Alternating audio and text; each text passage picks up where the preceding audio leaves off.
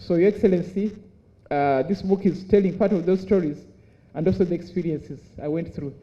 I think as I close, I also want to say that I've made other contributions to, within the Commonwealth.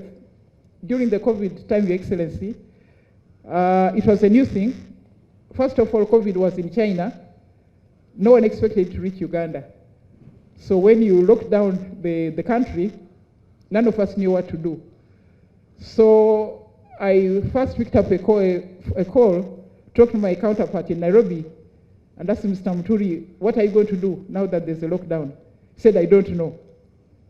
Then I called Job Dugai in Dar es Salaam. I said, Job, what are we going to do? He said, I also don't know what to do.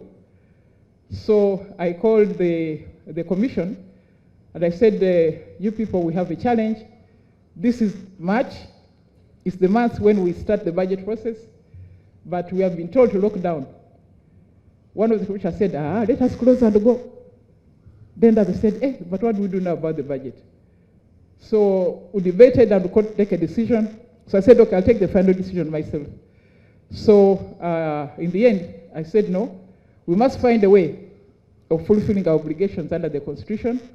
So we then put the SOPs as we had been directed. We moved out of the chamber, went to the tent, made the spaces, and continued working.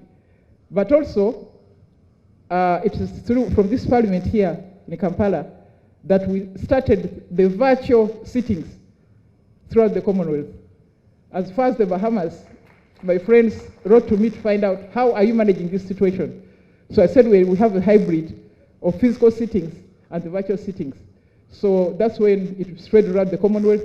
So that's another of my contributions. There are many others, but for now, I think I'll stop there.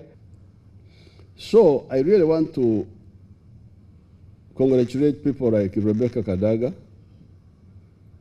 who responded to our reform. You can call it a reform.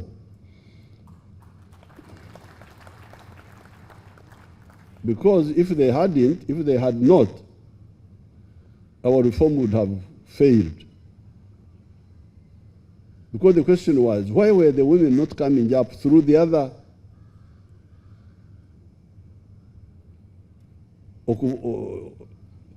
okumigana, Banyankore call it okumigana, the other stampede of everybody? Was it because they didn't want? Was it because what? Was it because what? But it seems, how do you answer that? Nakadam, how do you answer that? Why the women, Dr. Wanyamugole, why don't the women come through the other stampede way, with the women who came up and responded to our call? And Rebecca Kadaga was one of them, and I really congratulate her. And when she came, we supported her. She became deputy speaker for quite some time, then speaker, and she has been with us all this time. And I really thank her. And she has and what her friend, the lady from Kisoro, but who has now become American. I don't know how she became American, but she's from here, from Kisoro. What she said that Rebecca is a very committed person,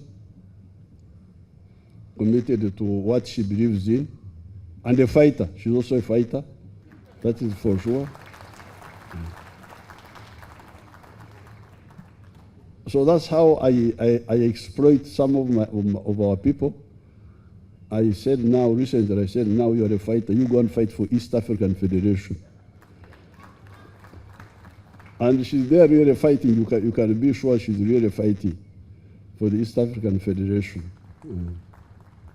So, and she has contributed to her area, Kamuli and Busoga. She's always very active in those institutions of that area. So I congratulate her for putting her, I haven't read the book, but I'm sure it must be very interesting putting down what she went through. And as she said, you had the challenges. When she's a minister, people don't believe that she's a minister. So those challenges being conveyed to the young people, to the young ladies, is very, very useful. I'm sure it will help them. So I congratulate her, and I congratulate her parents, because remember, we need to find out also how her parents came to send her to school. That should be very interesting also. I'm sure she talks about it in the book. Because I remember my sister, Dr. Kajuviri, when she went to school, my father didn't like the idea. School for what? And in her case, she was a girl, but she had also had polio in one leg, in 1955. So my father was, you are mocking, okuganiza. She was telling my mother that she's mocking my sister. Naganiza, noganiza mushti wanje. You are mocking her to be limping, going to study. What is she going to study there? She should stay here and look after my cows. That was her view. But now, she became a big scientist, a university academician, and so on. So therefore, those parents should also be, as she said, somebody quoted that.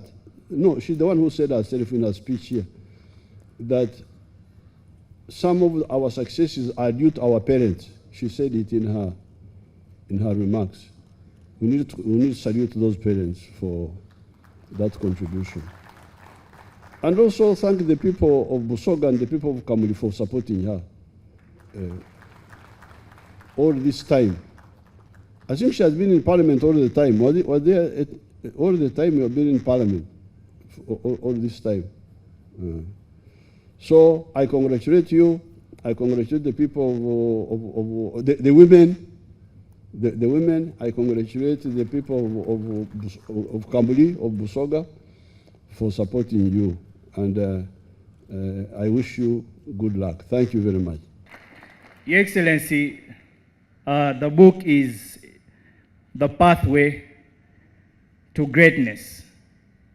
To many, it may seem a sweet journey, as my sister said, but in it, if you take keen interest, you realize the hurdles and hardships that Right Honorable Rebecca Kadaga has gone through. Just like how honey is sweet when we say it, but you'll only realize how sweet it is when you taste it.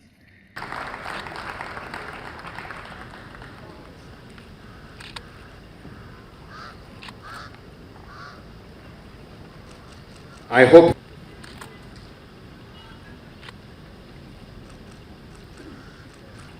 I will let you know when to play them. Mbuya asomye nnyo tafugika. Waliwo n'abagamba wano mbu talina mpisa.